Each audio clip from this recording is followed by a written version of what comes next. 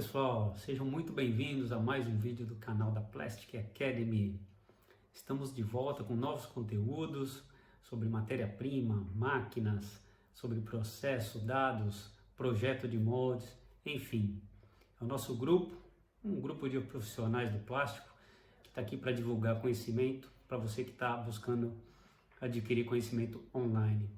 Eu sou o Michel Carreiro, trabalho na empresa Sumitomo Demag, que é um fabricante de máquinas injetoras. E o meu assunto hoje é falar sobre perfis de roscas. Qual o melhor perfil de rosca para a sua aplicação? Então vamos lá conhecer um pouquinho mais desses tipos de roscas para que você possa definir exatamente qual o melhor tipo de rosca para o seu processo. Vamos lá conhecer um pouquinho mais sobre esse assunto? Bora lá então!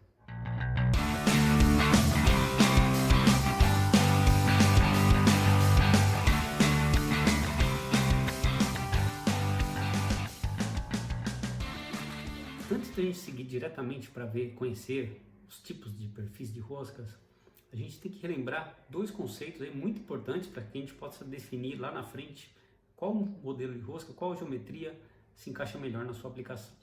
Então, o primeiro conceito é um conceito muito conhecido, acho que você já encontrou aí num catálogo de máquinas aí na sua fábrica.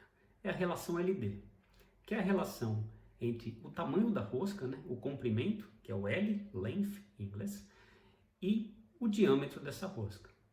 Então, quantas vezes o diâmetro se repete ao longo da rosca. Então, se eu tiver um LD, um número maior, o material vai ficar mais tempo dentro dessa rosca, né? É uma rosca maior. E se eu tenho um LD mais curto, né, que a gente fala abaixo de 20, o material ele vai ficar menos tempo dentro da rosca. Depende da aplicação, isso é bom ou ruim. A gente vai conhecer para cada aplicação qual é o melhor LD, um LD mais longo ou mais curto. Outro conceito, que também acredito que você já tenha ouvido falar, é a taxa de compressão, que é aquela relação entre a profundidade ali do filete na zona de alimentação, onde ali capta o material do funil, e a profundidade do filete na zona lá de homogeneização. Então, essa diferença vai te dar um número, e se a gente tiver uma taxa de compressão muito alta, né, mais alta, um número maior, quer dizer que esse material vai ser mais comprimido, eu vou ter mais atrito dentro da rosca. Se tiver um número menor, o material ele não vai sofrer tanto atrito. Isso também vai depender de cada aplicação. Tem material que requer um atrito maior, tem material que a gente tem que evitar de um atrito excessivo dentro da rosca. Bom, finalmente chegamos aí para conhecer os perfis de roscas aí mais encontrados no mercado de máquinas injetoras. Então, o primeiro perfil é um perfil que a gente chama de rosca standard ou uma rosca GP, tem várias nomenclaturas.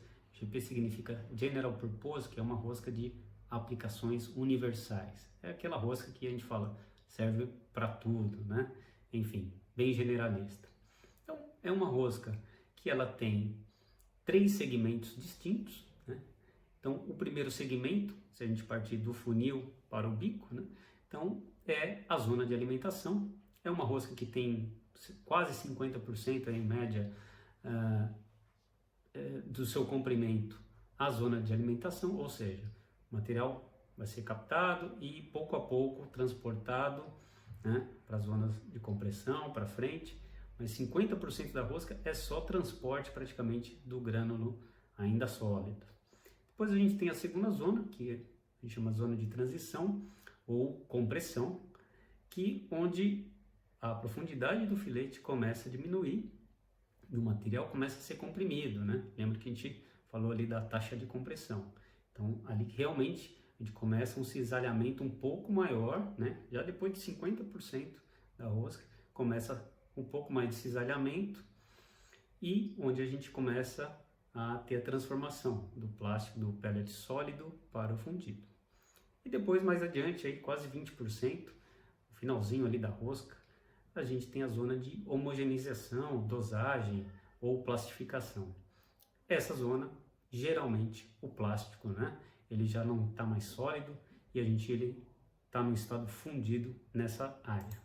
Aqui nessa outra imagem, nesse detalhe, a gente pode ver exatamente a altura e a profundidade de cada filete, né?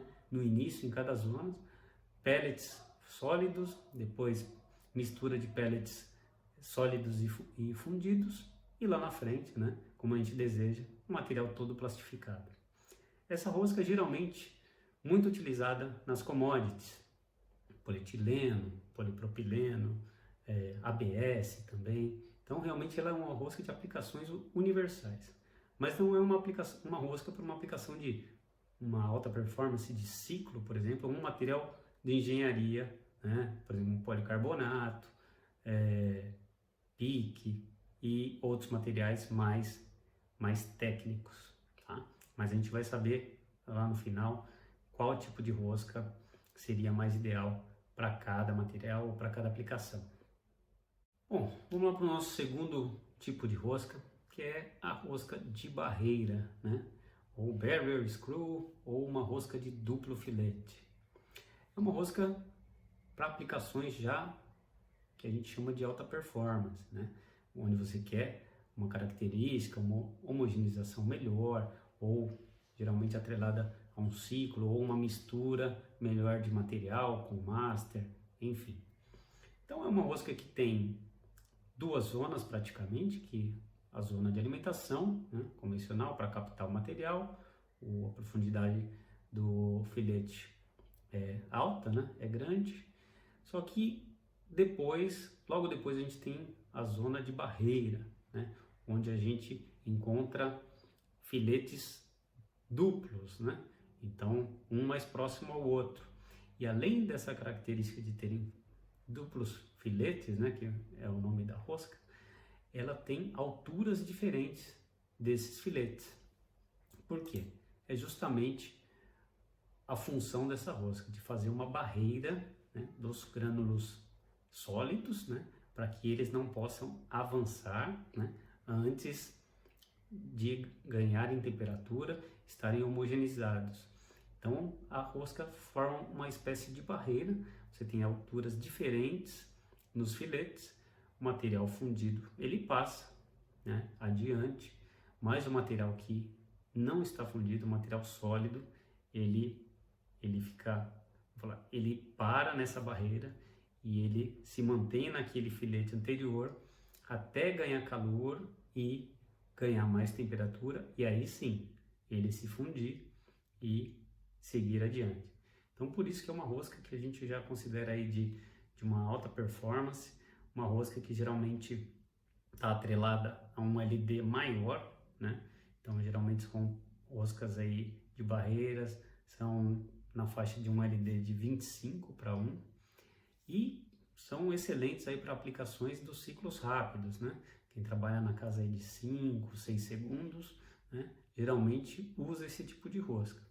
E os materiais mais comuns para o processamento com essa rosca são as commodities, são as poliolefinas, né? Principalmente embalagens, polipropileno, polietileno, poliestireno também, né?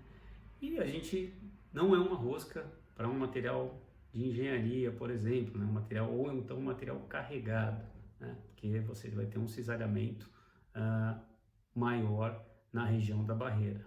Então não faz sentido você utilizar um material com fibra nesse tipo de rosca. E o nosso terceiro perfil de rosca é o que chamamos de rosca com homogeneizador e misturador. Então, na verdade, são componentes que a gente incorpora ali no final da rosca, né? Próximo à ponteira, né? Antes da ponteira, e para mudar a característica de mistura nessa rosca. Então a gente tem dois componentes distintos, o homogeneizador e o misturador. O homogeneizador ele serve para melhorar a homogeneização e o fluxo de material. Ele tem alguns formatos, né? Tem homogeneizador em espiral, tem esse homogeneizador que é muito conhecido aí na indústria de embalagens, que é homogeneizador Madoc. Então ele quebra o fluxo do material para que a massa ela seja fundida de uma forma mais homogênea e dando uma característica muito melhor nessa mistura. O outro componente é o misturador, muito conhecido também como um abacaxi, né? Rosca com abacaxi, que o pessoal fala muito na fábrica. É bem comum ouvir esse termo, porque realmente ele tem um formato, né, cheio de pinos, né, e realmente parece aí a estrutura de um abacaxi. Justamente para quê? Para quebrar o fluxo também, porém mais relacionado à mistura de material e geralmente aí pigmento, né, master batch. Então realmente quem trabalha com embalagens e utiliza material mais master, geralmente usa esse tipo de misturador na ponta da rosca, para justamente ganhar em poder de mistura nessa rosca. E agora, nesse painel, a gente vai ter vários tipos de roscas e a gente vai identificar para qual tipo de rosca seria melhor para cada material, ou para tipo de aplicação, ou para cada nível de performance. Então, o primeiro é aquele conhecido, que a gente falou lá no começo, a rosca standard, a rosca GP. Ela é uma rosca realmente para aplicações gerais, atende materiais com fibra, sem fibra, fibra de vidro, cargas minerais, né? É uma rosca que você pode utilizar em polietileno, PP, ABS, até alguns materiais de engenharia, PBT, e só que é uma rosca que não tem um compromisso muito grande, tanto com mistura, né, de master, nem quanto com mistura, com um tempo de ciclo muito rápido, tá? Para uma aplicação bem convencional. Logo abaixo a gente tem a rosca com misturador, né? Então a gente falou lá de homogeneizador e misturador. Essa é uma rosca praticamente GP, porém que na ponta a gente tem um misturador. Para quê?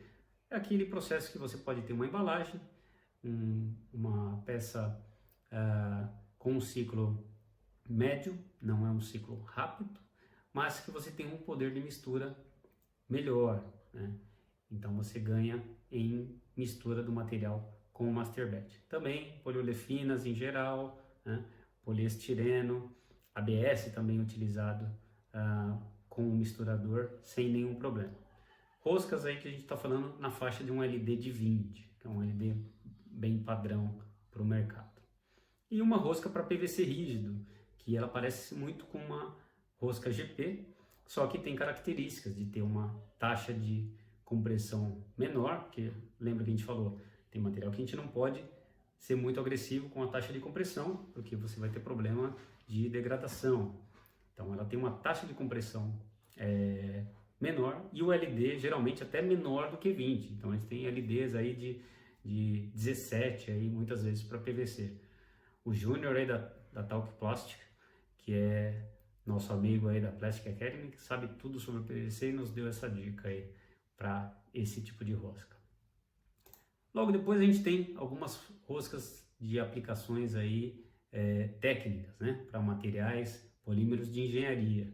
Então eu tenho lá uma rosca de silicone líquido, que é uma rosca que praticamente ela só transporta, a taxa de compressão dela é 0, é 1 na verdade. Então ela só transporta o silicone líquido para dentro do molde. Então não tem cisalhamento, é só realmente a função de transporte. Roscas diversas aí para polímeros de engenharia. Então, por exemplo, um policarbonato, você pode ter uma rosca com uma taxa de compressão menor, só que um LD maior, ou uma rosca para nylon, ou uma rosca para PBT. Então, justamente o fabricante ele vai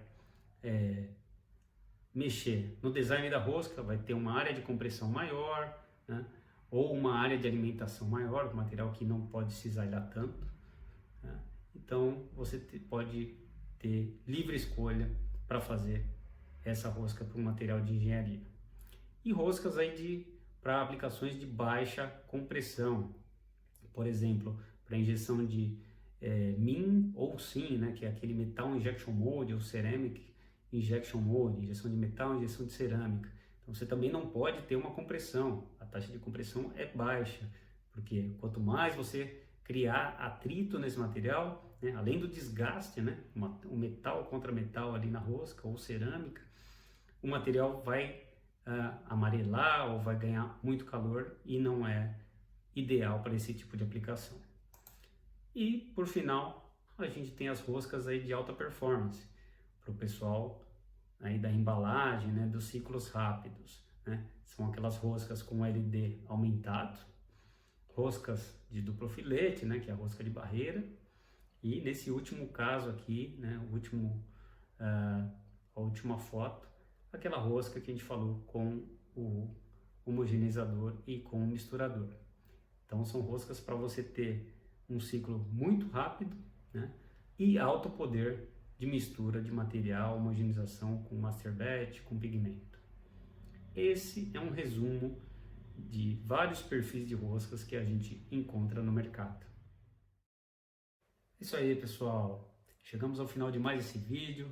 Espero que tenham gostado do assunto, tenham aproveitado o conteúdo e que possam, inclusive, aplicar essas informações aí na sua fábrica, no seu processo. De repente aí definir a melhor rosca na compra da sua próxima máquina, né? Então, para isso que a gente divulga esse tipo de conhecimento.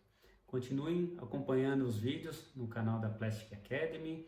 A gente tem vídeo novo chegando e logo novidade aí, um evento novo aí na área. Aqui embaixo estão os meus contatos, meu e-mail. Adoraria aí trocar experiência, trocar informações com vocês e a gente se vê num próximo vídeo, numa próxima oportunidade. Ok? Até a próxima, pessoal. Grande abraço. Se cuidem.